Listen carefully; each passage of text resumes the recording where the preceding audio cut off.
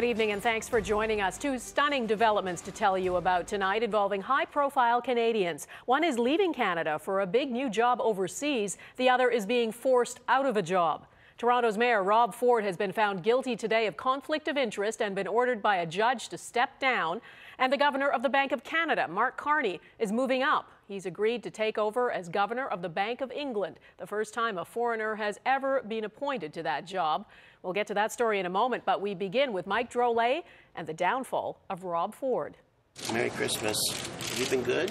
Rob Ford wasn't acting like a man who had just been thrown out of office. Defiant as always, vowing to fight a judge's ruling ordering him to vacate his seat within 14 days. The people are going to speak. I'm not going to have people say, you know, you can't do this, you can't do that. It was that attitude that got him in trouble in the first place.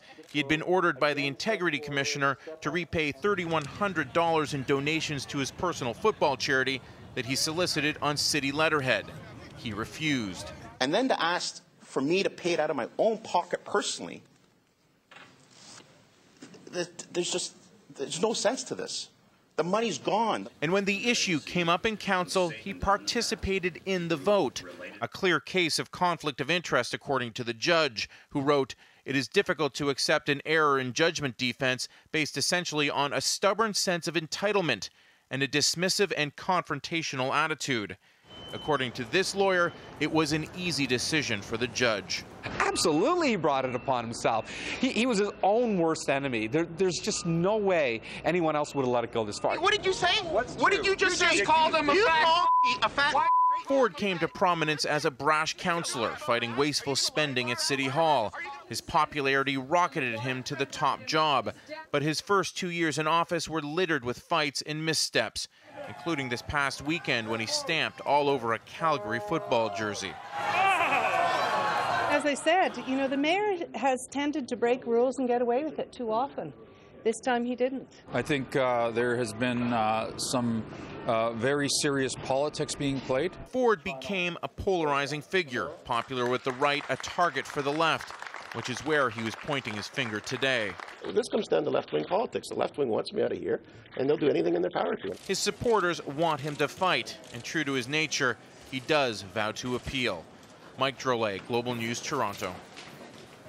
And for a reaction to this, I'm joined by John Tory, a former politician, now talk show host in Toronto. John, what did you make of this court ruling today?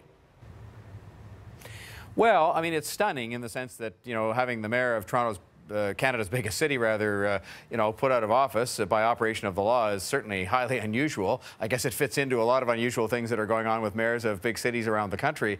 But in this case, the law is the way it is. It's probably in need of reform, but it's very declaratory in saying if you are found to be in conflict of interest, you shall be put out absent an error in judgment or inadvertence. And with the mayor, current mayor, Mr. Ford, having said, I meant to do this, I knew what I was doing, it was a point of view that I had, he sort of ruled himself out of that, and so it's going to leave, I think, a big political vacuum here for a period of time when, like many cities in Canada, there are big issues to be dealt with, and we'll just have to see how it unfolds. Well, where does Toronto go from here? Can you tell us what happens next and who will run the city? I can't for this reason. The judge today gave 14 days during which time the penalty, meaning throwing him out of office, will not be implemented. And Mr. Ford's lawyers will go to court and ask for a stay on that and say, well, look, we're going to appeal, so he should stay in office during that appeal. But there is no guarantee that that stay will be granted. In other words, you could have the odd situation, I think it's odd and probably not really very sensible, where Mr. Ford could be put out of office in 14 days, he could appeal successfully, and then he can't get himself reinstated.